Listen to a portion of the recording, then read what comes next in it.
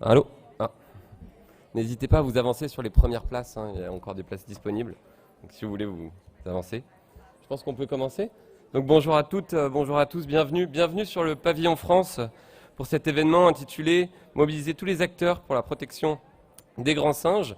Alors cet événement est organisé par le ministère de l'Europe et des Affaires étrangères en partenariat avec le Muséum national d'histoire naturelle, le Comité français de l'UICN et le Partenariat pour la survie des grands singes. Alors au nom du ministère de l'Europe et des Affaires étrangères, je tenais vraiment à remercier l'ensemble des panélistes qui sont venus, parfois de loin, pour parler, pour s'exprimer sur ce grand sujet qu'est les grands singes, et notamment sur la motion 115 que nous portons, qui s'intitule « Renforcer la conservation des grands singes à l'échelle des pays, à l'intérieur et à l'extérieur des aires protégées, en impliquant les acteurs locaux ». Alors on n'a pas beaucoup de temps, donc je vais rapidement passer la parole à Sabrina Krief. Et je vous souhaite à tous une bonne séance. Merci à tous d'être venus et merci à tous de nous suivre.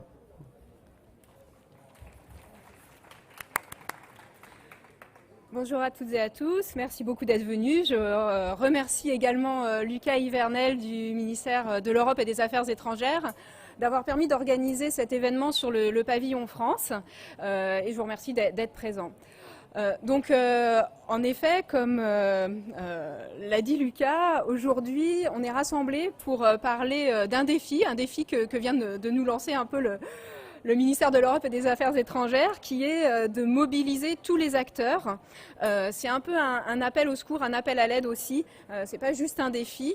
Pourquoi ? Parce que la situation des grands singes, comme malheureusement 1 million d'espèces aujourd'hui, est catastrophique. Il pourrait d'ici quelques décennies ne plus y avoir de population viable de grands singes en milieu naturel.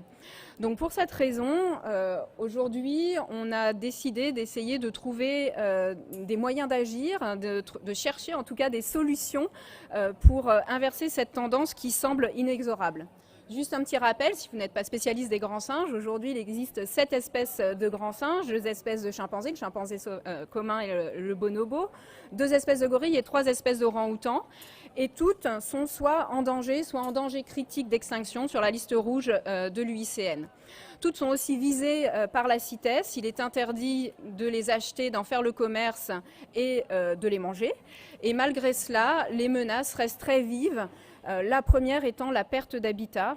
L'habitat des grands singes est la forêt tropicale, cet écosystème extrêmement riche en ressources naturelles, vital pour eux, mais aussi vital pour les acteurs locaux qui vivent à côté et pour l'ensemble des humains qui ont besoin de cette forêt pour ses ressources médicinales, ses ressources en eau, ses ressources en aliments, mais également pour son rôle de régulation du climat. Donc en fait, les grands singes sont un peu aujourd'hui emblématiques de nos excès, des excès de notre vie de consommateur ici aussi.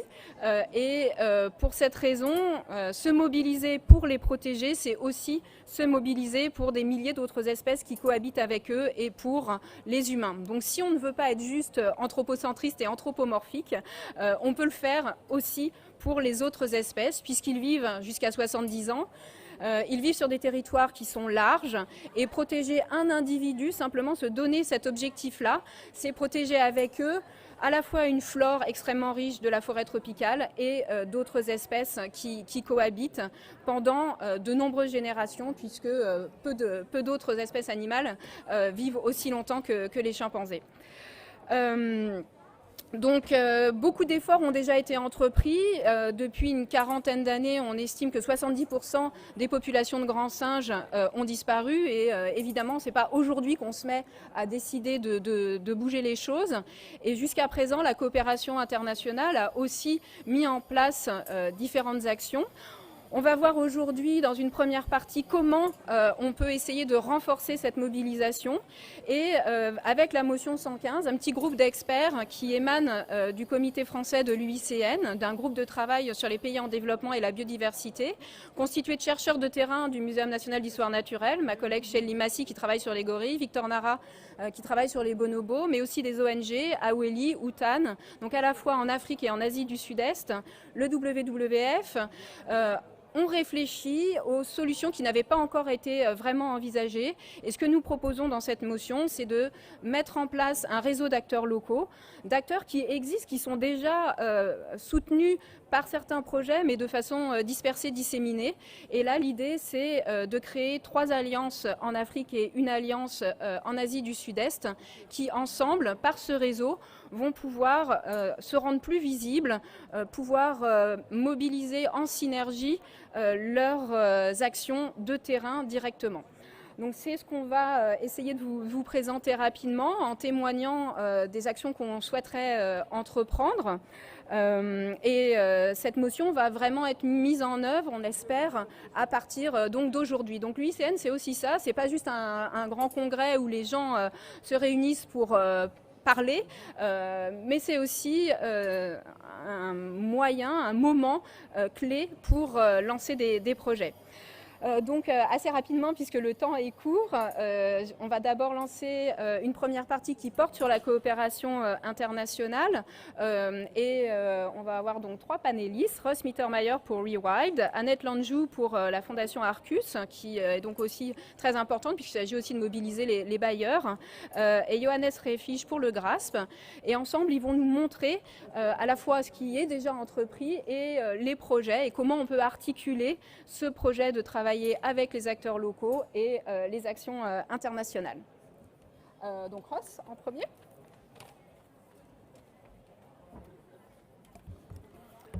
Bonjour tout le monde. Je veux commencer en disant que je peux parler assez bien le français, mais j'ai peu de temps et je parle plus vite en anglais, alors je vais continuer en anglais. Pardonnez-moi. Je m'appelle Russ Mittermeier, je suis le directeur d'une commission de la Global Wildlife Conservation. Nous avons un groupe très large avec 700 membres. C'est l'un des groupes les plus éminents et nous sommes divisés en 11 sections, des sections principalement régionales. Il y a des sections qui sont spécifiques aux grands singes. C'est d'ailleurs la section la plus large. Il y a environ 144 membres dans cette section réservée aux grands singes. Et nous comptons parmi nous les meilleurs spécialistes du monde, les meilleurs spécialistes des grands singes. Nous avons parmi eux des personnes des États-Unis, du Cameroun et ici présent aussi Johannes Refisch. Et dans notre section qui porte sur les grands singes, il y a plusieurs divisions qui donc travaillent sur les grands singes. Il y a Johannes avec le GRASP, il y a aussi eu des membres d'autres formations, d'autres fondations et nous sommes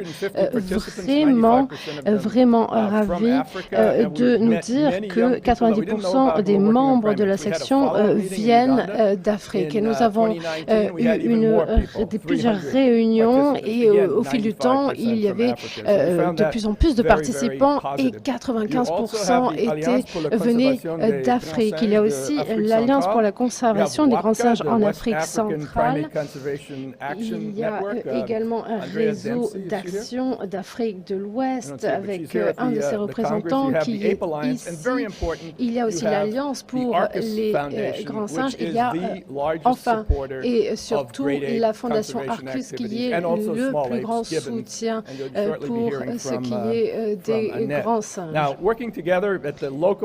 Nous travaillons ensemble au niveau local et international et cela nous a permis de faire beaucoup plus et de contacter des bailleurs de fonds internationaux, de grandes organisations et nous avons créé un groupe de travail dont je vous en dirai un petit peu plus. Nous voulons réduire, restaurer et d'ailleurs il y a un représentant ici et donc nous avons un engagement collectif qui fait que nous demandons à ce que toute entreprise demandant des prêts pour restaurer des habitats doivent nous consulter. Cela permet de constituer un levier afin d'éviter la perte d'habitat ou bien d'éviter d'éviter ou de limiter l'impact des entreprises sur les habitats et sur les espèces sauvages. Cela a été rendu possible par notre collaboration. Nous travaillons bien sûr individuellement sur des projets séparés, mais nous travaillons également ensemble dans le domaine de la préservation des grands singes. Et cela nous permet d'avoir un impact considérable dans le domaine de la conservation des grands singes et de leurs habitats. Cela reste un grand défi.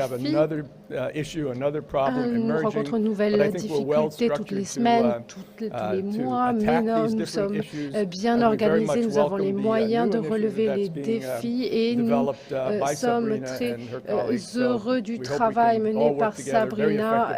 Nous travaillons très efficacement, nous le ferons à l'avenir, en tout cas je l'espère. Merci de votre attention. Bonjour tout le monde, moi je vais parler en français. Je suis Annette Lanjou et je représente la fondation Arcus qui est basée à New York et c'est une fondation qui finance les différents projets de conservation et on est, comme a dit Russ, le bailleur de fonds le plus important pour financer spécifiquement les efforts de conservation et de protection des grands singes et des small apes, les gibbons et les siamangs en Asie de l'Est. Nous voulons aussi soutenir la motion qui est très très importante de protéger les grands singes, les great apes et les small apes, parce que pour nous il faut toujours inclure les gibbons. Et surtout l'importance de soutenir ce réseau de différents acteurs en Afrique et en Asie pour qu'on puisse vraiment appuyer une large communauté d'acteurs pour soutenir la conservation de la nature.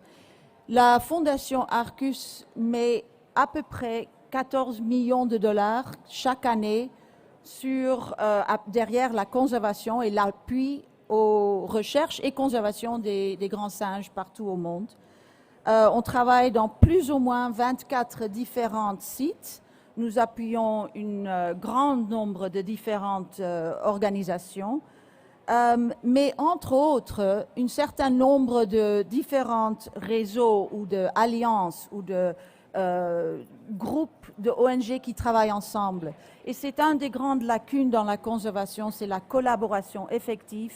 Et c'est pour ça que nous soutenons aussi la planification conjointe entre différents acteurs pour avoir une vision intégrée de la conservation et pas seulement viser des actions spécifiques, mais de vraiment regarder les besoins de tous les différents côtés dans ce site avec tous les différents acteurs qui doivent travailler ensemble pour qu'on ne reste pas toujours seulement fixé sur notre spécialité, mais qu'on se met à côté des autres avec des autres spécialités pour avoir une vue beaucoup plus holistique des besoins de conservation. Donc, nous soutenons, comme dit Russ Mittermeier, la Société africaine primatologique, l'initiative des singes africains, de African Ape Initiative, aussi le Consortium africain primatologique pour la conservation, et aussi le FORINA, qui est le Forum orang-outan indonésien, qui travaille ensemble pour protéger les orang-outans en Asie. Et c'est très important pour nous d'appuyer ces forums, ces différentes initiatives collaboratives. Nous sommes aussi, bien sûr, un grand bailleur pour le Section on Great Apes et le Section on Small Apes du Primate Specialist Group de l'UICN.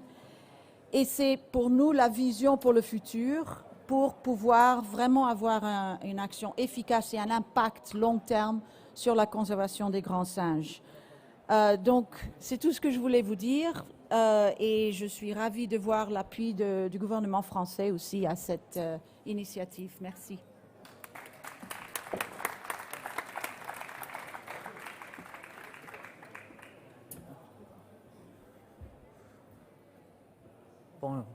Bonjour, chers collègues. C'est un très grand plaisir de parler ici aujourd'hui. Et je vais vous amener un petit voyage, 4-5 minutes seulement. Et on commence en 2019. En 2019, le gouvernement français a présidé le G7. Et un de l'objectif de cette présidence était le renforcement pour le partenariat pour la conservation de la biodiversité. Et j'avais eu le privilège de m'entretenir avec les ministres au G7 et de présenter Grasse comme exemple pour un partenariat qui s'occupe de la conservation de la biodiversité. Et une des recommandations de cette réunion était le renforcement de la coopération internationale. Je n'ai pas encore expliqué qu'est-ce que le GRASP c'est. Le GRASP, c'est un partenariat sous l'égide des Nations Unies, sur UNEP et UNESCO, qui s'occupe de suivi des grands singes. Nous avons 107 partenaires, et en incluant les gouvernements donateurs, les pays qui abritent les grands singes, les scientifiques, les ONG, le secteur privé. Et la prochaine étape, après cette réunion, était de s'occuper de cette motion sur les grands singes. Nous avons travaillé avec le gouvernement, avec le comité français de l'UICN, avec les partenaires que nous avons ici et les partenaires que Sabrine a déjà mentionnés avant. Et la motion va recommander deux échelles, l'échelle internationale et l'échelle locale. Et Sabrina va s'occuper de deuxième échelle. Moi, je m'occupe de parties internationales. Et pourquoi? Est-ce que ça, c'est important? Bon, nous avons plusieurs menaces qui pèsent sur les grands singes. La perte d'habitat, les maladies, le trafic illégal. Et on a déjà parlé de la coopération avec le secteur privé et des banques, les banques mondiales, les IFC. C'est très important, mais je crois que nous avons aussi une crise alimentaire. Notre production n'est pas durable. Nous tous, nous connaissons le problème avec l'huile de palme et des autres produits. Mais je crois qu'il y a un autre aspect. Souvent, les gens qui vivent avec la faune sauvage, avec les grands singes, il n'y a pas de bénéfices économiques. Et je crois qu'il n'y a pas de bénéfices, on va convertir l'habitat. Nous tous, nous connaissons les crédits carbone. Il n'y a pas de crédit pour la faune sauvage. Donc j'espère un jour, on peut payer directement aux communautés qui s'occupent de la faune sauvage. Donc j'ai seulement quelques minutes, donc je vais arrêter le petit voyage ici, mais j'aimerais bien inviter le gouvernement français pour nous accompagner pour les prochaines étapes, et j'ai déjà quelques idées. On a commencé avec le G7, donc prochainement G20, et il faut ambitieux aussi le Forum économique de Davos. Merci beaucoup.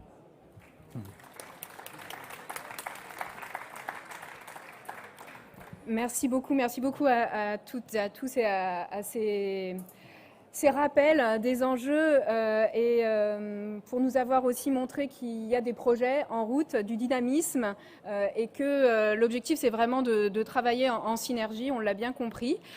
Donc maintenant je vais donner la parole aux acteurs locaux pour nous donner leur point de vue sur cette proposition d'essayer d'établir un réseau d'acteurs locaux qui travailleront dans les aires protégées, mais aussi à l'extérieur protégé, car comme le rappelle Johannes, il y a vraiment une question de consommation et notre consommation, quand on parle de mobiliser tous les acteurs, c'est aussi mobiliser les acteurs ici dans leurs gestes quotidiens et c'est bien évidemment penser aussi à ce qui se passe autour des aires protégées. Et pour ça, donc, on a deux témoins, John Paul Okimat qui travaille pour le Sebitoli Chimpanzee Project et Guillaume Tati qui va nous montrer qu'un exemple de réseau existe déjà. Et donc, on va leur laisser la parole. Et ben voilà, John Paul, if you want to come.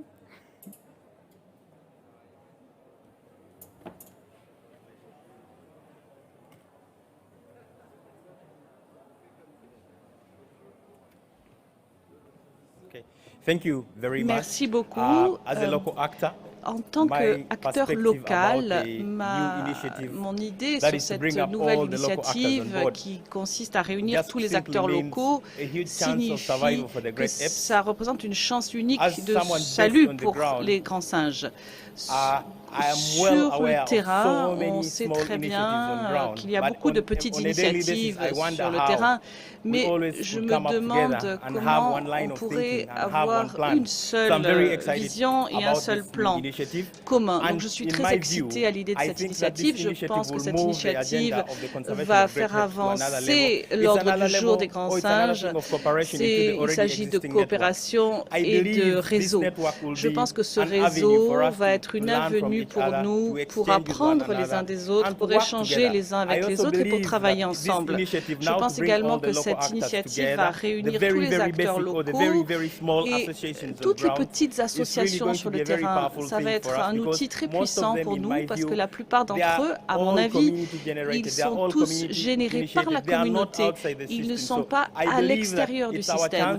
Donc c'est l'occasion que nous avons d'embarquer tout le monde pour apprendre les uns des autres et pour faire avancer nos idées. Je suis très excitée d'avoir plus d'idées et de faire progresser ce sujet. Donc je vous souhaite à tous une très bonne chance.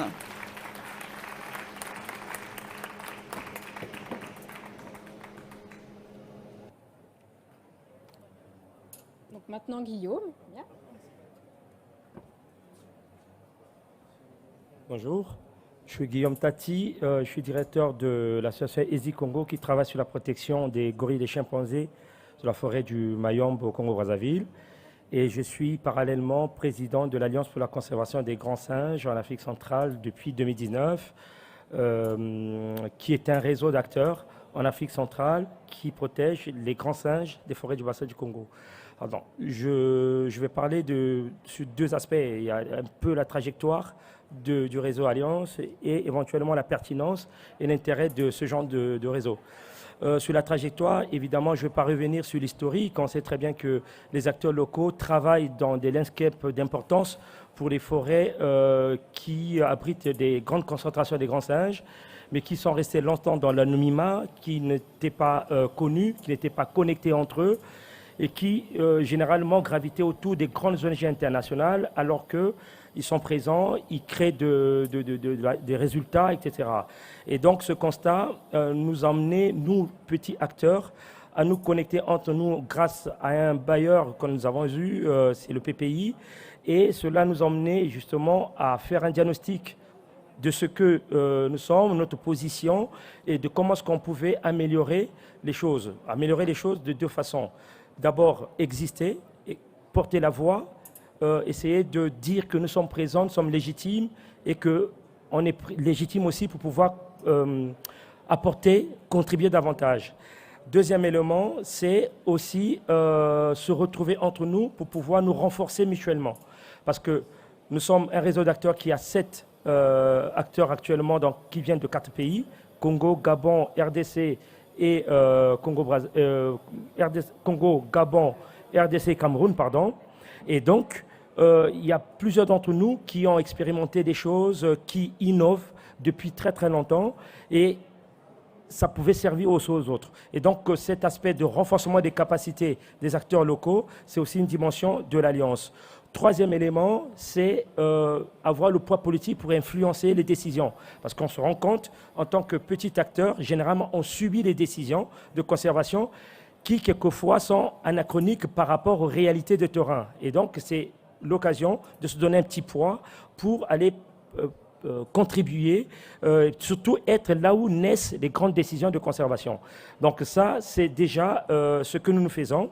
Et donc, on fait du renforcement des capacités, on travaille beaucoup pour donner des formations aux membres, etc. Il y a aussi un aspect important sur ce que nous faisons, c'est la pertinence de l'Alliance. Déjà, l'Alliance aujourd'hui a un objectif stratégique qui est de faire en sorte que les petits acteurs soient des vecteurs de bonne gouvernance associative sur le terrain. Parce que c'est aussi ça qui fait que, bon, généralement, on n'aime pas trop travailler avec des petits acteurs parce qu'ils sont très fragiles. Et donc, il faut les rendre costauds sur le plan de la capacité de gestion, sur le plan aussi de la redevabilité. Et donc, on essaye de les accompagner là-dessus. Troisième élément, c'est aussi les connecter. Il faut que les réseaux soient connectés au monde. C'est pour ça que la motion va être très intéressante pour tout, parce que nous allons nous connecter et nous allons exister et aussi avancer. Donc, je vais m'arrêter là, parce qu'on n'a pas assez de temps. Sabrina, j'espère que simplement que la motion va démarrer, c'est la feuille de route, puisqu'elle va commencer aujourd'hui, certainement. Mais il ne faut pas qu'on reproduise les erreurs du passé. Il ne faudrait pas que le Nord représente le Sud. Il faudrait qu'au moment où on va établir des feuilles de route, on va établir des programmes de travail, il faudrait que les acteurs locaux soient là pour donner leurs priorités. Parce que c'est très important. Parce qu'il est très important que chaque mètre carré sur le terrain soit investi par les acteurs locaux pour l'appropriation, pour la pérennisation et pour la pérennité. Voilà ce que je voulais dire.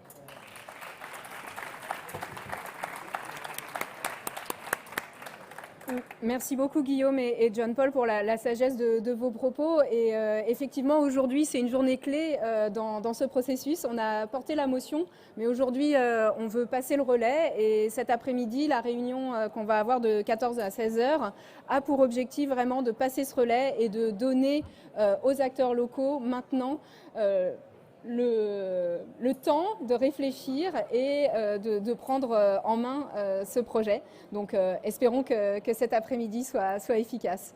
Merci Guillaume. Je crois que Ross voulait ajouter quelque chose. Ça marche? Non? Je ne sais pas. Ça marche, oui. J'ai oublié de vous dire que nous avons quelques copies de nos publications. Nous avons beaucoup de publications sur les grands singes.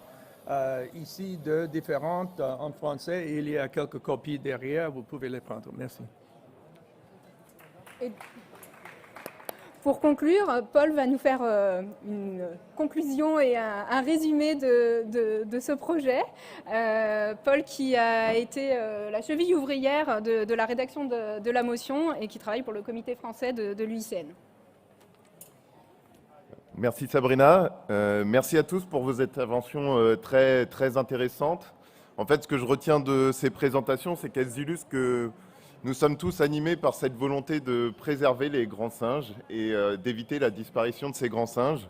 On a tendance parfois à opposer les deux approches entre la coopération internationale et les acteurs locaux, sauf que selon nous, il faut plutôt voir cela comme des approches complémentaires. En effet, il est important que les grandes institutions se mobilisent et mobilisent sur la disparition des grands singes. Cependant, nous avons souhaité proposer cette motion et y associer les acteurs locaux, considérant que le concept d'implication des acteurs locaux, de mobilisation de la société civile est systématiquement utilisé dans les élaborations de projets, mais dans les faits, le plus souvent, la part de ces acteurs dans les décisions, dans les actions locales, reste marginale. Donc c'est pour ça que nous demandons, avec cette motion, la création d'acteurs locaux, s'appuyant sur des acteurs locaux, donc c'est-à-dire des ONG locales, des chercheurs locaux, les populations autochtones et les communautés locales, à l'image de l'Alliance pour la conservation des grands singes. Ces réseaux pourraient par exemple se mobiliser pour mettre en place des études de long terme sur le suivi des populations de grands singes à l'intérieur des aires protégées, mais aussi à l'extérieur des aires protégées, et en impliquant les communautés et leur développement local. Et on souhaite que ces communautés ou ces acteurs soient impliqués dans la gouvernance de la conservation des grands singes. En effet, il faut encourager les interactions entre les acteurs locaux et le partage des connaissances. C'est cela qui peut permettre d'apporter une réponse collective face à la disparition des grands singes.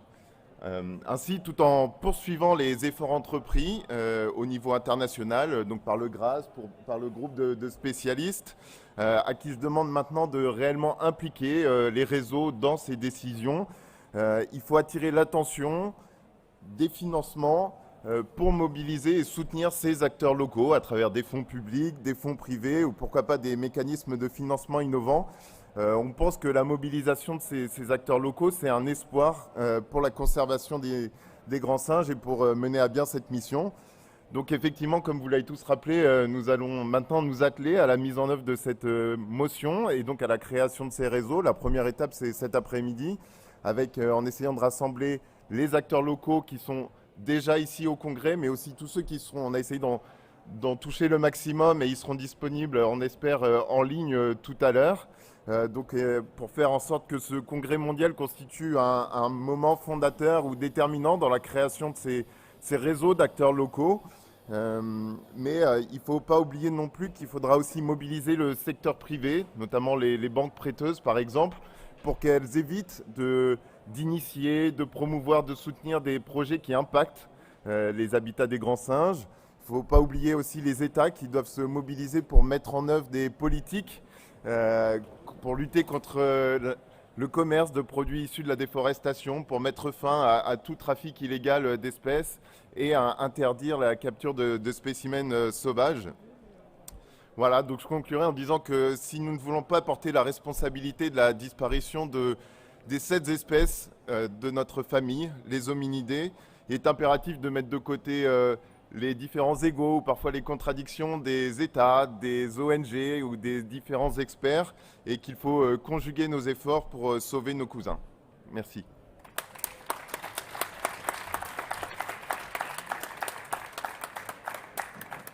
Je vous remercie pour votre attention. Voilà, je pense que vous avez compris l'objet de cette réunion de ce matin et on vous donne rendez-vous, je ne vais pas dire dans 4 ans, mais très vite pour vous tenir au courant de l'avancée de ce projet. Et encore un grand merci au ministère de l'Europe des Affaires étrangères, donc Pavillon France de nous avoir accueillis. Et un grand merci aussi à monsieur l'ambassadeur de France en Ouganda pour sa présence et pour son soutien pour ces travaux. Merci.